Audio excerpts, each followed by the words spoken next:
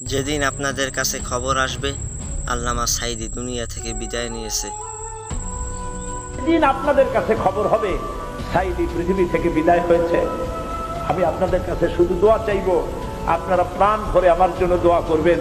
আল্লাহ রাব্বুল আলামিন কিয়ামতে আমাকে যেন ক্ষমা করে দেন, আল্লাহ পাক তার জান্নাতের ভিতরে যেন জায়গা তৈরি করে দেন। আমি শুধু আপনাদের দোয়া চাই।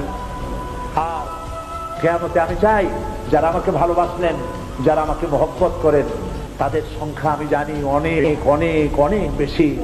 আমি আল্লাহকে বলবো, আল্লাহ আমাকে যারা ভালোবাসে এরা আমার মায়ের পেটের ভাই না, এক জেলার মানুষ নয়, অথচ আমাকে ভালোবাসে শুধু দিনের জন্য। মা বোনেরা ভালোবাসেন, মা বোনেরা আমাকে টেলিফোন করে বলে, সাব আপনি ডরাইতা না, কান্দে এবং টেলিফোন করে আমার কাছে আমার জন্য আমাকে দোয়া করে। আমি আপনাদের ভালোবাসা ভুলবো না। আমি আল্লাহর কাছে বলবো, রব্বুল আলামিন যারা আমাকে দিনের জন্য তোমার জন্য ভালোবাসে, কিয়ামতের দিন আমরা যেন তোমার জান্নাতে এক জায়গায় থাকতে।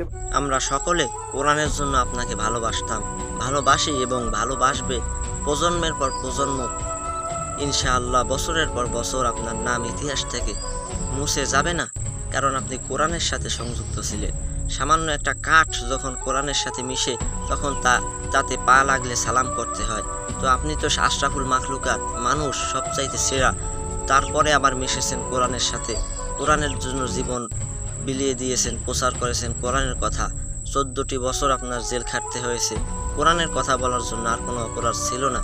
তো এজন্য আল্লাহ তাআলা অবশ্যই আপনাকে সম্মানিত করেছেন এবং সম্মানিত করবেন। শুধু আপনি নয়, পৃথিবী থেকে যারাই কোরআনুল কারীমের কথা বলেছেন, কোরআন বুকে ধারণ করেছেন, তারা সম্মানিত হয়েছেন। এটাই আল্লাহ তাআলার ইচ্ছা। তো আমরা সকলে আজকে আপনার জন্য দোয়া করি এবং আপনার জন্য আমাদের হৃদয়ে রক্তক্ষরণ হয়।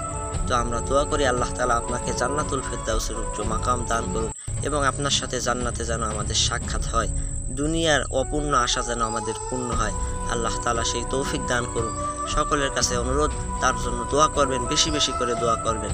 বিশেষ করে আজকে আমার অনুরোধ, 3 বার সূরা ইখলাস পাঠ করলে একবার কুরআনুল কারীমের খতমের সওয়াব হয়। তাই আপনারা 3 বার সূরা ইখলাস পড়ে তার জন্য দোয়া করবেন। আল্লাহ তাআলা সেই তৌফিক দান করুন। আমিন।